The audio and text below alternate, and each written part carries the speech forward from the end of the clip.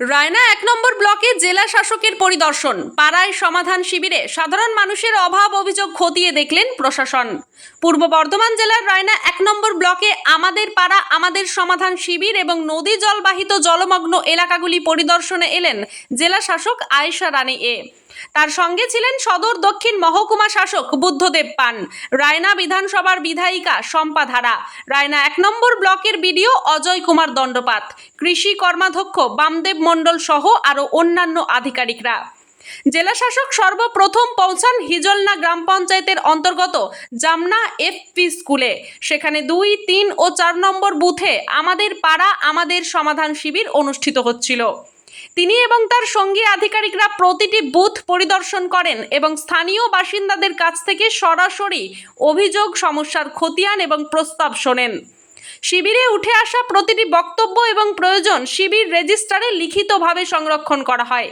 জেলা শাসক জানান, এই সমস্ত সমস্যার দ্রুত সমাধানের লক্ষ্যে একটি জরুরি ভিত্তিক কমিটি গঠন করা হয়েছে এবং একজন নির্দিষ্ট আধিকারিককে দায়িত্ব দিয়ে নিয়মিত পর্যবেক্ষণের নির্দেশ দেওয়া হয়েছে। তিনি আরও আশ্বাস দেন, আগামী দিনে পূর্ব বর্ধমান জেলার প্রতিটি ব্লকে মানুষের সমস্যা চিহ্নিত করে ধাপে ধাপে তার স্থায়ী সমাধান করা হবে। পরিদর্শনের শেষ পর্যায়ে জেলা শাসক এবং অন্যান্য প্রশাসনিক আধিকারিকরা নদীর জলমগ্ন এলাকাগুলিও সরজমিনে ঘুরে দেখেন এবং প্রয়োজনীয় ব্যবস্থা নেওয়ার নির্দেশ দেন।